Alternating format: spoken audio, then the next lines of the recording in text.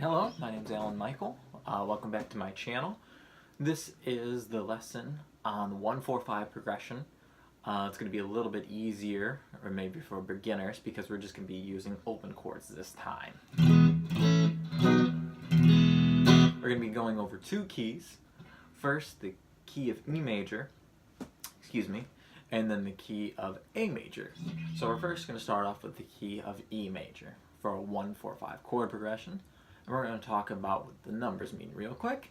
So when we're talking about 1-4-5, we're talking about chords in a specific key. So when we're talking about E major, the first chord in E major is E. E. And then you count up 4. So you got E, F, G, A. A is going to be the 4 chord. 1 more than A, 5, which is B. And then back to the 1 to round that up. The 1 and 5 are very important chords. The 4 is too, but 1 and 5 really pull towards each other. In music theory, we call that the tonic to dominant relationship. It makes up really a fundamental of Western music, and it's just a lot of music. So let's go over that in the key of E. So you got our E, A, B, and E. First song that comes to mind to me when I think about that is Summertime Blues by Eddie Cochran.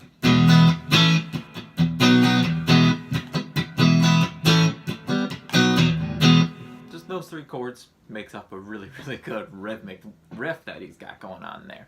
Let's go over how to play that, and then maybe you can learn how to play that song. Maybe I'll post a lesson on playing that song. It's a really great beginner song. So our first chord is going to be E. We're going to have that open E. And if you don't know how to play that, I'll get up and show you a little bit so you can see the fingers maybe. Sorry for the bad lighting. So you're going to have that E string open. That means you're not going to fret it, but you are going to strum it. The A string you're going to have on that 2nd fret with your middle finger. The D string you're going to have on the 2nd fret with your ring finger. The pointer finger is going to be on the 1st fret of the G string. And then the B and E strings are going to be open. It's a nice chord right there. Put some overdrive on it if you want to. Overdrive is just that grittiness that you hear if you don't know what that is. You're just overdriving the tubes, actually. The sound waves are being clipped. Got a song right there just with 1 chord. You know, for rock and roll, of course. Okay, and then we're going to go to our 4 chord, which is A. A is pretty easy. When I first started playing, I played them the acoustic way. It's a lot easier on acoustic guitar to use your fingertips instead of borrowing it. So if you play it this way, your 1st finger is going to be on the G string. It's all going to be on the same fret, these fingers. 2nd fret, your middle finger is going to be on, I'm sorry, that was the D string if I didn't say that. So D string, 2nd fret, then G string, 2nd fret with middle finger, and then ring finger, 2nd fret of that B string. You can have that E ring open, and you're going to strum from the 2nd string down, which is the A string, and then you're going to strum down all of them. So E to A. Or you can bar it, so that means you take your 1st finger, you just lay it across those strings we talked about. Now, you might want to do that, or you get comfortable doing that. It sounds nice. Sometimes you mute that bottom string. Sometimes it's just like a lot of sound coming through. A little too jangly. This is a lot more focused, a little more punchy. And you can mute it for some rhythmic purposes. Can't really do it this way. But whatever way, is comfortable for you. So that was our 1 chord. Our 4 chord, now our 5 chord. This is going to be the toughest chord if you're just starting to play. It takes a lot of dexterity, but stick with it. We'll go over 2 ways of playing it. So the first way we're going to go over playing it It's actually a form of a bar chord. It might be tough to play, but it's a really good bar chord to know. So for this one, you're going to take that A shape, the barred A shape that we talked about, and you're going to want to cover now the A note, or A string, excuse me, it's the B note. And you're going to want to strum, really, all those strings, maybe. I mean, if that's muted, that's okay. But the most important part is you hitting that note, because now you're going to lay your ring finger across the bottom 4 strings. Really, if that E is getting muted, that's okay. And that's going to be at the 4th fret, and that's going to be the D string, the G string, and the B string. So with this note up here, you know what I mean, you can see that mine is not like touching all the way.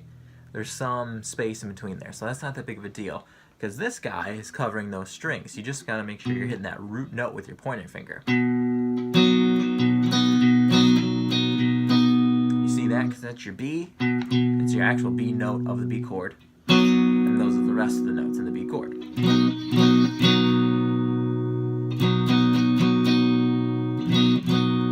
And the second way you can do it is by playing a B7. This might be easier. This was easier for me in the beginning. And it sounds nice too because it's a 7th chord. This is just a B chord. This is what we call B7th chord. There's 3 notes in this, 4 notes in this, and this one really pulls back to the E. A lot of tension there. Tension, release. Alright, so the way you're going to fret this one, let's start from the lowest going high. You're going to take your middle finger and you're going to put it on the 2nd fret of the A string. Again, that's your B note. Then your pointer finger is going to go on the 1st fret of the D string. So, 2nd fret of the A string, 1st fret of the D string, and that's with your middle finger and pointer finger respectively. And then we're going to take our ring finger, put it on the 2nd fret of that G string, and you're going to take your pinky, which might be tough if your pinky doesn't bend like that. Just give it some time, practice, practice, practice, until it's comfortable. It's going to go on the 2nd fret of that high E. Back to the E. So you got your 1 chord, which is the E, the 4 chord, which is the A, the 5 chord, which is the B, and then back to the 1 chord, which is the E. Alright, and that's your 1-4-5 chord progression. And like I said, that's a really good one to know. There's a lot of songs in that. One you can play right away is Summertime Blues by Eddie Cochran. If you don't know that song, look it up. The Who cover it, a lot of people cover it, but Eddie Cochran is the original. I think he partially wrote it, probably had a writing partner.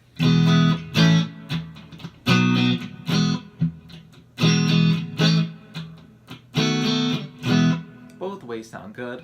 I'll post a video of that song, how to play it. There's some really cool rhythm.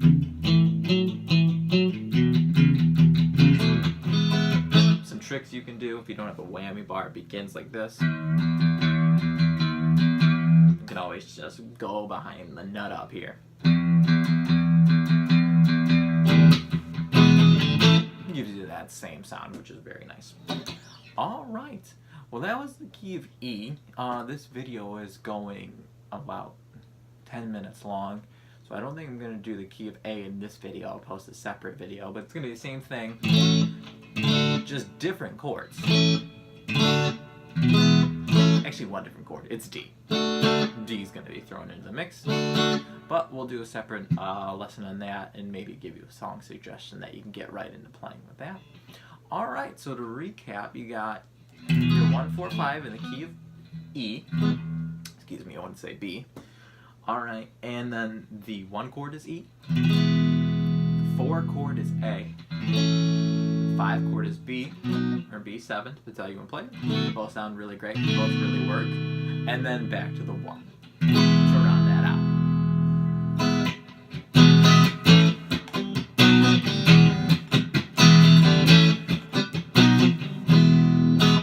Oh, another song too is called Come On Everybody. That's also by Eddie Cochran. A lot of Eddie Cochran songs.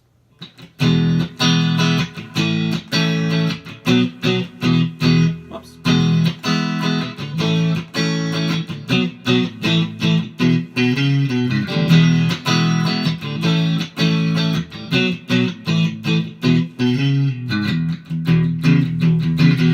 I'll post a lesson of that also. Two great songs.